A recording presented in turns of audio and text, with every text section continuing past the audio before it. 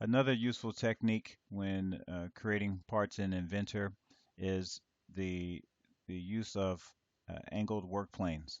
And as you see here, I have a hole that's cut through this part, and when you can create a hole two different ways. You can use the extrude feature and then select the cut function, or you can just place a point somewhere on the surface and then use this hole feature, and it'll remove the material.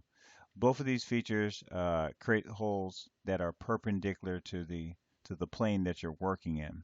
So um, the question is, well, how did I create this hole that this is not perpendicular, this is going at an angle to this work plane here.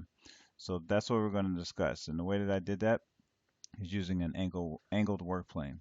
So let's start with a fresh part here, uh, something similar to this, and the dimensions that I use are, this is in the metric system, and this is a 30 by 50 millimeter block, and I extruded it 10 millimeters. So you may want to pause the video at this time and take a couple seconds to set this piece up.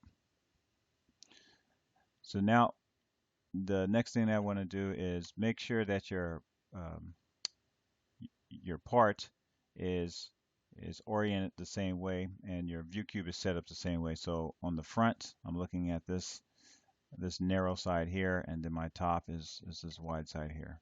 All right. Oops. Okay. So now let's go into, we are in the 3D model environment. Let's go to the plane work in the work feature section under plane. I'm going to go halfway down to angle to plane around edge. Select this, and I'm going to select the top face, and then I'm going to select the edge that I want to angle my plane around. The new plane around is the edge in between the top and front um, face of this part.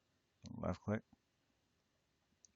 And when I do that, you see that it creates a work plane that is normal, or another word for normal when you're working in an environment is 90 degrees or perpendicular to this top face. And I can use this arrow to angle it which way I want to. All right. So in this menu here, I'm gonna go ahead and type a value of 45 and select the green check mark. So now I have a new work plane, and you can see that it's at an angle.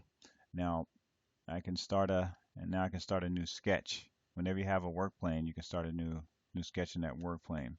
So um, hover, a shortcut to starting a sketch is if you have a plane or new plane, if you hover close to the edge or to the corner, you see these yellow dots, the circles, left click, and then here's the create new sketch icon here. Select that one.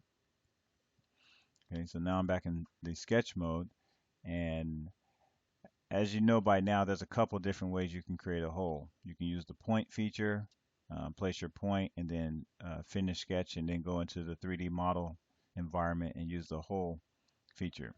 Or in this case, I'm going to use a circle, and just somewhere in the center of this plane. Um, let's make this circle 15 millimeters. And okay, finish sketch, and then select extrude. And you know by default, when you select extrude, it adds material to uh, to your plane. And in this case, it's moving away from the plane, so I'm gonna change the direction. And you can see that it's still adding material. And so over here in the extrude menu, the second choice down is cut. So when I select cut, it's going to cut away this material now. You can see. So now I'm creating a hole through the part, and I'll select OK. And just to make this easier to see, go over here to the browser and right click and turn off the visibility. So there you have it. You see that I have a hole that's been that goes all the way through my part, and it's at an angle to this top surface here. So that is one of the benefits of using an angle work plane.